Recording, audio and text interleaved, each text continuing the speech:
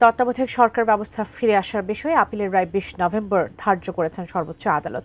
এই মুহূর্তে ব্রিফিং করছেন অ্যাটর্নি জেনারেল মোহাম্মদ আসাদুজ্জামান। আমরা সরাসরি যুক্ত হচ্ছে সেখানে। ৪,৫০০-এর উপরে মানুষ বিনা বিচারে বা বিচার বহির্ভূত হত্যাকাণ্ডের শিকার হয়। ৭০০-র মতো মানুষ গুম হয় মাত্র ৩৬ দিনে। ১৫০০-র মতো মানুষ গুলিবিদ্ধ হয়ে মারা যায়।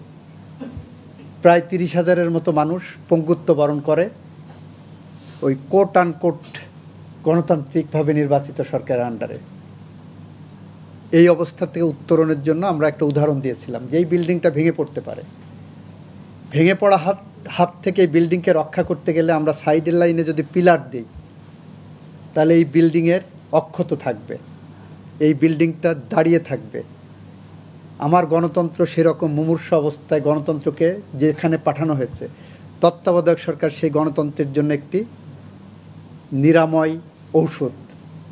তত্ত্বাবধায়ক সরকারকে যদি আমরা বলি, গণতন্ত্রকে যদি বলি কোহিনূর, তাহলে সেই কোহিনূরকে রক্ষা করার জন্য তত্ত্বাবধায়ক সরকার এমন একটি ব্যবস্থা যা বাংলাদেশের গণতন্ত্রকে সুসংহত করে বাংলাদেশের মানুষকে ভোটের অধিকার ফিরিয়ে দেয়।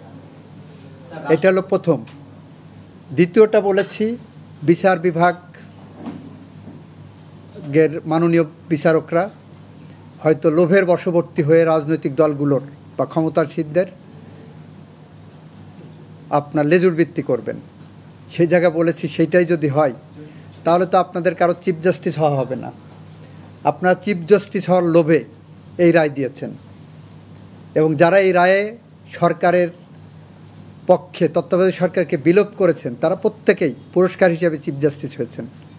যারা এই রায়ের সাথে একমত হননি, তত্ত্বাবধায়ক সরকারকে বহাল রাখতে চেয়েছেন, তারা কেউ চিফ জাস্টিস হতে পারেননি, যারা ডিসেন্টিং দিয়েছেন। তাহলে তো ওই তত্ত্ব যদি কার্যকর হয় তাহলে তো আপনার চিফ জাস্টিস হওয়ার লোভে তো ওনারা সরকারের পক্ষে ওইভাবে দেবেন। এগুলো সব অকাট্য যুক্তি। স্যার, আপিল বিভাগে মূল বিবেচ্য বিষয় হচ্ছে যে তত্ত্বাবধায়ক সরকার যেটি বাতিল করেছে সেটি সঠিক বা সঠিক না। আপনারা সহ অন্যান্য যারাই আবেদন করেছেন সবাই চাচ্ছেন যে এই সরকার যেভাবে কন্টিনিউ করছে সেটা করবে এবং চতুর্দশ থেকে সেক্ষেত্রে কি আপিল বিভাগ শুধু রায়টা বাতিল করবেন নাকি এই ধরনের কোনো একটা গাইডলাইন তারা দিতে পারেন?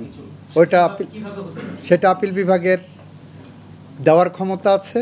কিভাবে দেবেন ওটা ওনারা জানবেন।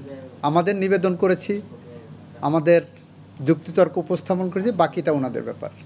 যদি এই গাইডলাইন না আসে রায়ের মধ্যে, যেহেতু আইনজীবীদের আমি আগের সংগঠনে বলছিলাম যে একটা পক্ষ বলছে যাতে করে কোনো অবজারভেশন না থাকে, তো ধরেন যদি রায়ের ভিতরে না থাকে সেই ক্ষেত্রে কোনো জটিলতা তৈরির সম্ভাবনা আছে? রায় না পড়ে এটা তো বলতে পারবো না। মাননীয় অ্যাটর্নি জেনারেল, আমার একটা প্রশ্ন আছে, সেটা হচ্ছে এই যে বিগত 3টি বিতর্কিত নির্বাচন করে গণতন্ত্রকে কবরে পাঠিয়েছেন যিনি মাস্টারমাইন্ড যাকে বলা হচ্ছে সাবেক প্রধানমন্ত্রী শেখ হাসিনা, তিনি দিল্লিতে বসে তিনি দাবি করেছেন